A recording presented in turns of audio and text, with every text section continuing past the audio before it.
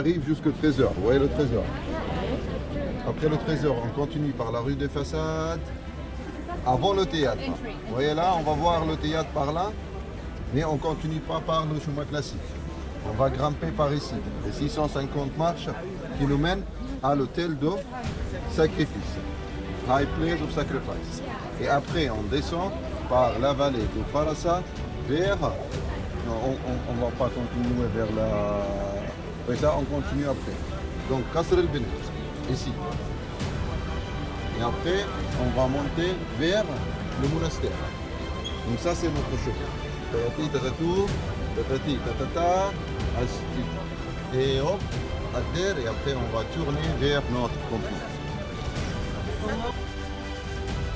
On mange, regardez, au dehors, le palais de la jeune fille, là. Donc on va manger là, vous voyez, là, il y a un resto. On mange ici, et après, on grimpe le 850 marches vers...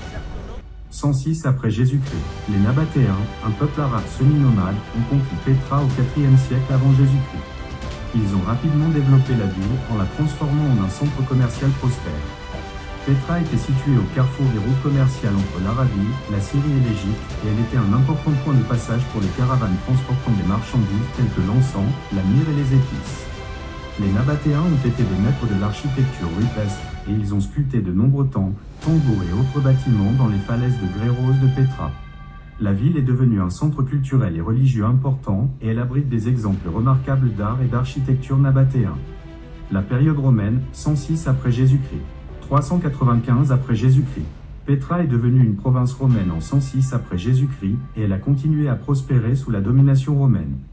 Les Romains ont construit de nouveaux bâtiments à Pétra, notamment un théâtre, un forum et un aqueduc.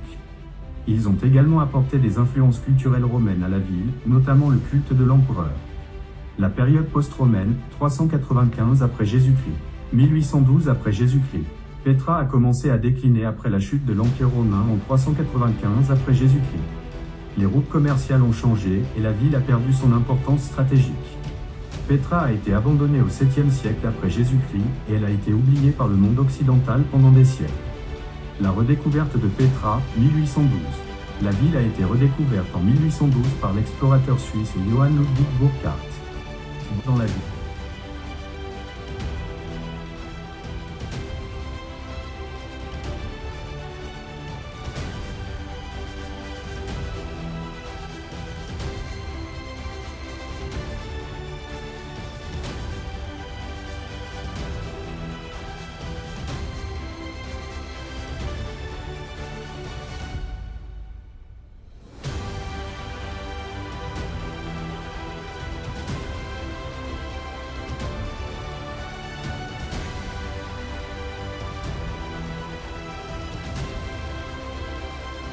La place des Sacrifices est une grande esplanade située au sommet des 350 marches. Elle était autrefois utilisée pour les cérémonies religieuses et les sacrifices.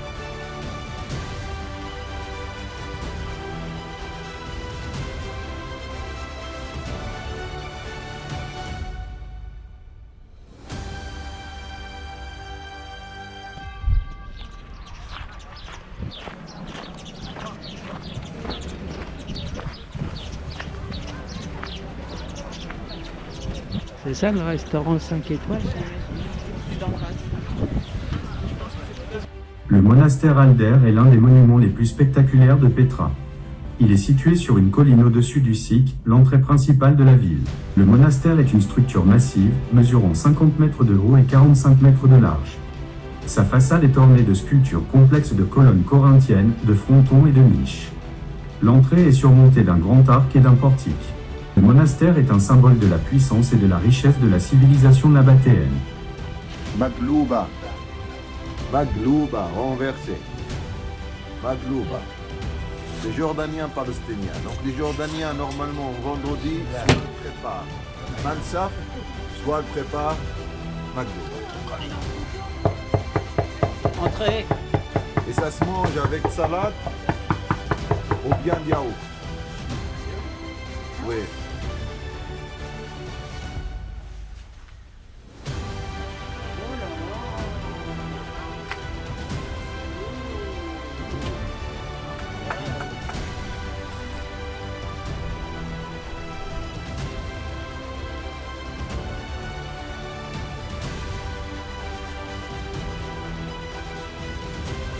Le grand temple de Petra est un grand complexe monumental qui se trouve au sud de la rue à colonnade de Petra.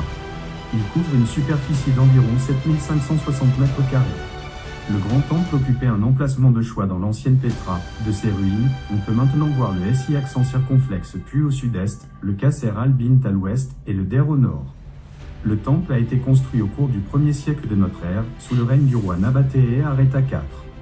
Il est dédié au dieu Nabatéé Dushara, dieu de la pluie et de la fertilité.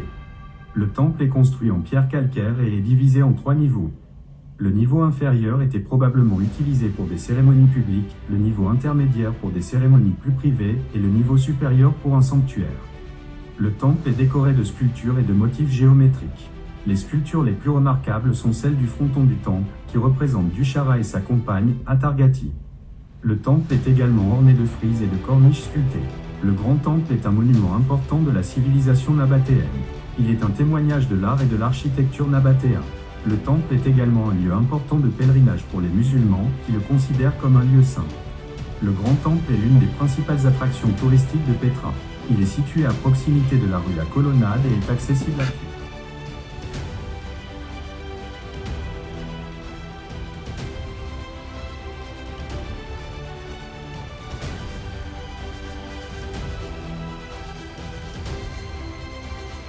Les tombes royales de Petra sont un ensemble de tombes impressionnantes taillées dans la paroi rocheuse du Djabal al-Qubsa à Petra, en Jordanie.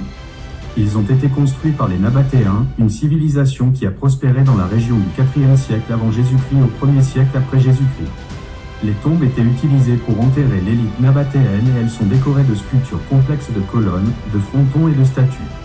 La tombe la plus célèbre des tombes royales est le Trésor, qui est situé à la fin du cycle, le canyon principal menant à Petra.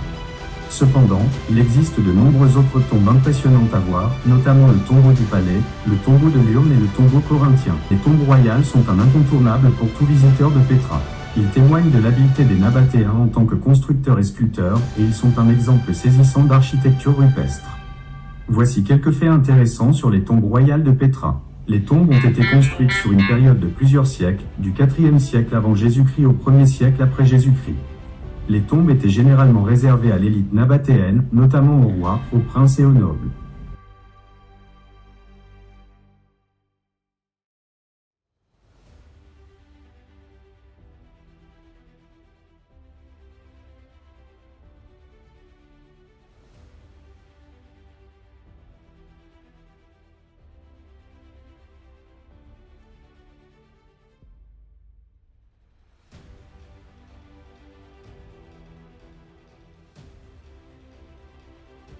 Oui.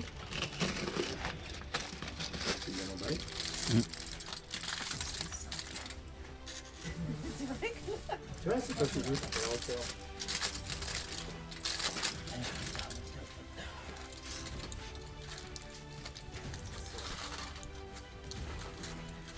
C'est le ouais, je lave pour. Et Aaron, il a fait ça en bas chez lui ou ici? Ici. Ici? Mais oui, c'est chaud. استنى استنى شيء